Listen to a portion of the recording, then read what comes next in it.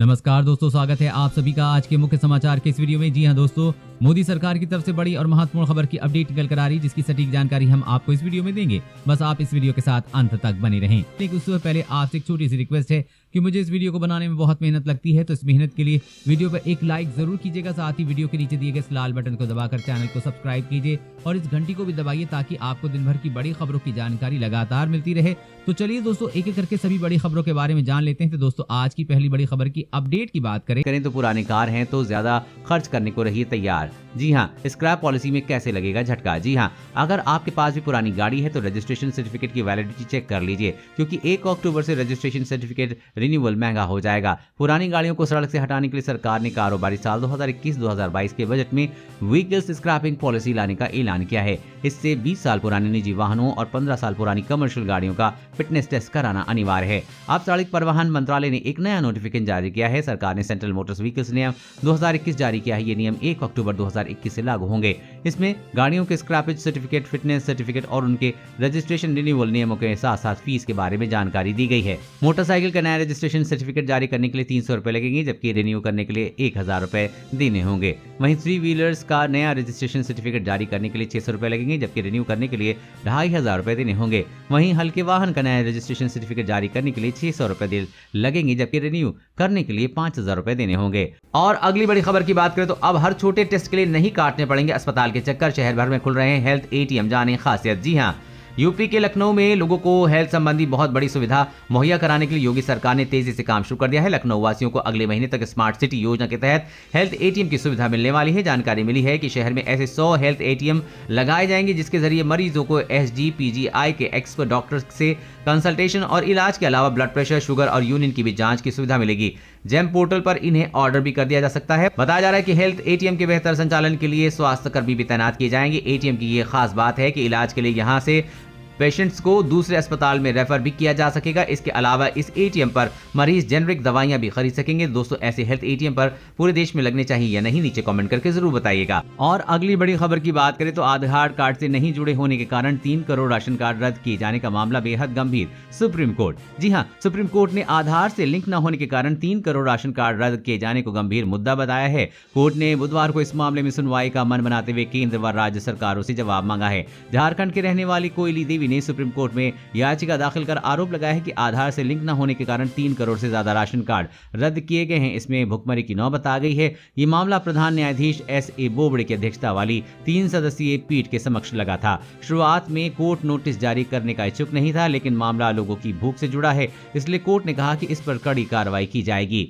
और अगली बड़ी खबर की बात करें तो पीएम किसान योजना में 33 लाख फर्जी लाभार्थियों की लिस्ट में कहीं आप भी तो नहीं है। चेक करें लिस्ट में अपना नाम। जी हां, छोटे एवं सीमांत किसानों की मदद के लिए मोदी सरकार ने प्रधानमंत्री किसान सम्मान निधि स्कीम की शुरुआत की थी। करीब 3 साल पहले खुद पीएम मोदी द्वारा लॉन्च की गई स्कीम में भी सेंध लग चुकी है। अब अलग अलग राज्यों में कुल 33 लाख ऐसे लाभार्थियों का पता लगाया जा चुका है, जो योग्यता पूरी नहीं करने के बाद भी इस स्कीम का लाभ उठा रहे हैं। इन अयोग्य लाभार्थियों ने सरकारी खजाने को करीब 2500 करोड़ रुपए की चपत लगाई है। केंद्र सरकार ने पहले ही ऐसे अयोग्य लोगों से वसूली करने को कह दिया है। इनमें पंजाब, हरियाणा, राजस्थान, बिहार, झारखंड, उत्तराखंड, मध्य प्रदेश और महाराष्ट्र समेत कुल 18 राज्य व केंद्र शासित प्रदेश के लाभार्थी शामिल हैं। इन राज्यों में वसूली की प्रक्रिया अब भी शुरू होने जाने वाली है।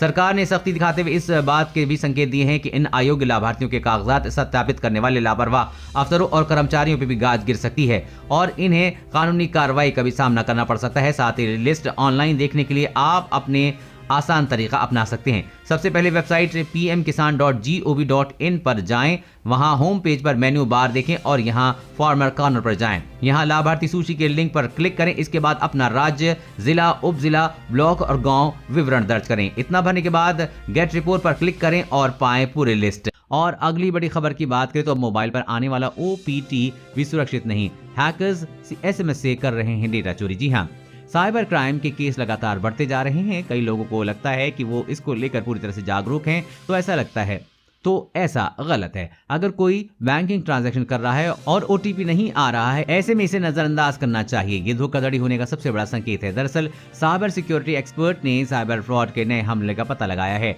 इसमें हैकर्स मोबाइल फोन से डेटा चोरी करने के लिए SMS का इस्तेमाल कर रहे हैं। एक्सपर्ट के मुताबिक हैकर्स हमला करने के लिए पारिवारिक पर्पस के लिए भेजे जाने वाले मैसेज का इस्तेमाल करते हैं। वो डेटा चोरी करने के लिए टेलीकॉम सर्विस में मौजूद कर्मियों को अपना हथियार बना रहे हैं। इस धोखाधड़ी में साइबर क्रिमिनल फोन्स के मैसेज हैक कर लेते हैं, फिर मैसेज को किसी और मोबाइल पर डाइवर्ट कर देते हैं। बता दें कि बिल्कुल कॉल डाइवर्ट की तरह होता है, जिसमें मैसेज कंपनी द्वारा भेजा जाता है लेकिन ग्राहकों तक पहुंचता नहीं है। बीच में ही हैकर्स मैसेज को पढ़ लेते हैं और ट्रांजैक्शन को अंजाम दे देते हैं। अगर आपके फोन में भी वो मैसेज और ओटीपी आने की समस्या आ रही है तो इसे नजरअंदाज न करें। और अगली बड़ी खबर की बात करें तो ट्रेन या प्लेटफॉर्म पर गलत हरकत पड़ेगी महंगी, भारी जुर्माना और जेल होगी। जी हां, भारतीय रेल में सफर में आपको अब आसानी, लापरवाही, गलतियां और एक्टिविटी पर ध्यान देना होगा। अगर आप गलतियां करेंगे या गलत हरकतें करते पाए जाएंगे तो आपकी भारी नुकसान हो सकता है और भारी जुर्माना भरना पड़ सकता है। इतना ही नहीं, आपको 14 साल की जेल की हवा भी खानी पड़ सकती है। रेलवे एक्ट में कानून बने हैं लेकिन कई बार देखा जाता है कि पैसेंजर इसका पालन नहीं करते। आपको एक जिम्मेदार यात्री के तौर पर आपको रेल में व्यवहार करना होगा। रेलवे स्टेशन प्रशासन रेलवे सुरक्षा के साथ मिलकर गंदगी फैलाने वालों पर नजर रखेगा। अगर आप मौके पर पकड़े जाएंगे तो आपको 500 रुपए जुर्माना वसूला जाएगा। स्टेशन कैंपस में साफ सफाई पर विशेष जोर है। सफाई को लेकर पैसेंजर को संदेश दिया जा रहा है कि अगर आप भूल से भी रेल लाइन पार करते हैं और रेलवे कैंपस में गंदगी फैलाते हैं, तो चेन खींचते हैं, तो रेल कैंपस में झगड़ा करते हैं, प्लेटफॉर्म में ट्रेन की ओर तय जगह से आगे जाकर झांकना जैसे कार्य करते हैं, तो ये भी आप अपराध की कैटेगरी में आते हैं। इसके लिए अब जुर्माना और सजा भी हो जाएगी। अगर आप जबरदस्ती ट्रेन रोकते हैं तो इसे बड़ा अपराध माना जाता है और इसकी सजा भी बड़ी है। रेलवे एक्ट के तहत ऐसा करने पर दर्ज एफआईआर में आपको 14 साल तक कैद भी हो सकती है। और अगली बड़ी खबर की बात करें तो चीन ने फिर दिखाया अड़ियल रवैया, कहा चीनी वैक्सीन लगवाने पर ही मिलेगा वीजा।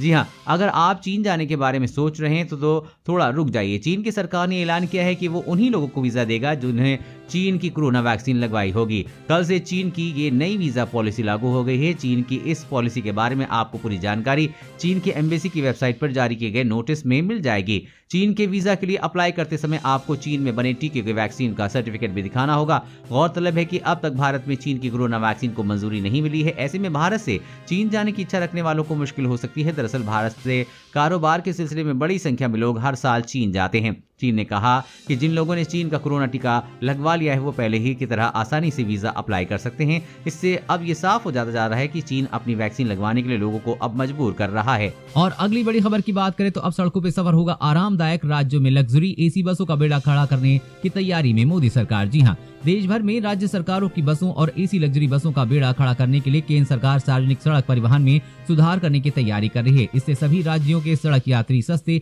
सुरक्षित व आरामदेह सफर का लुत्फ उठा सकेंगे। देश विदेश के पर्यटकों को सड़क मार्ग के लिए आकर्षित किया जाएगा। सड़क परिवहन एवं राजमार्ग मंत्री नितिन गडकरी की अध्यक्षता वाली राष्ट्रीय सड़क सुरक्षा परिषद की आगामी विज्ञान भवन में होने जा रही सालाना बैठक में इस दिशा में निर्णय होने की उम्मीद है। सड़क परिवहन मंत्रालय के इस वरिष्ठ अधिकारी ने बताया कि केंद्र सरकार ने ऐसी लग्जरी बसों को परमिट मुक्त करने की योजना बनाई है। इससे देश में एसी लग्जरी बसों का बड़ा बाजार तैयार होगा। एसी लग्जरी बसें बस बॉडी कोड व सेवा के अनुसार देश भर में चलाई जा सकेंगी। इसके अलावा राज्य सड़क परिवहन निगमों को इलेक्ट्रिक बसों की खरीद के लिए धन मुहैया कराया जाएगा। राज्यों के बेड़े में नई बसें शामिल होंगी। मंत्रालय ने राष्ट्रीय राजमार्गों पर सड़क हादसों के घायलों के लिए कैशलेस चिकित्सा सुविधा शुरू कर दी है। राज्यों से कहा गया है कि सड़क हादसों में घायलों के लिए उक्त सुविधा शुरू करें।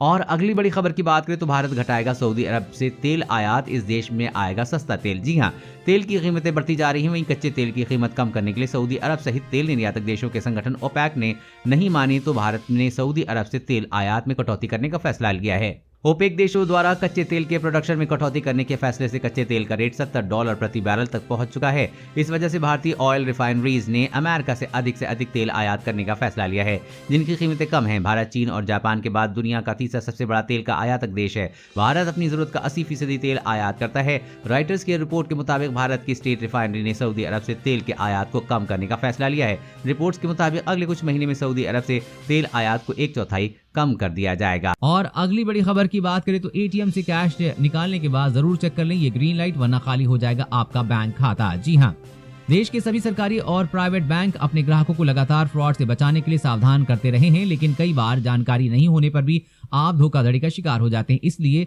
आज हम आपको बैंक एटीएम से जुड़ी एक छोटी सी ग्रीन लाइट के बारे में बता रहे हैं, जिसकी छोटी सी भूल आपके बैंक खाते को खाली कर सकती है।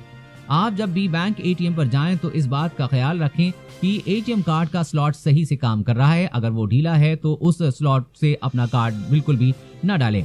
कार्ड स्लॉट में कार्ड लगाते समय उसमें जलने वाली लाइट पर ध्यान दें। अगर स्लॉट में ग्रीन लाइट जल रही है तो एटीएम सुरक्षित है, लेकिन अगर उसमें लाल या कोई भी लाइट नहीं जल रही है तो एटीएम को इस्तेमाल ना करें। इसमें बड़ी गड़बड़ी हो सकती है, क्योंकि एटीएम मशीन के पूरी तरह से दुरुस्त होने पर ही ग्रीन लाइट जलती है। साइबर एक्सपर्ट बताते हैं कि जालसाज एटीएम मशीन में कार्ड लगाने वाले स्लॉट में डिवाइस लगाकर आपके कार्ड की जानकारियां चुरा लेते हैं। ऐसे में जब भी आप एटीएम का इस्तेमाल करें तो थोड़ी सावधानी बरतें।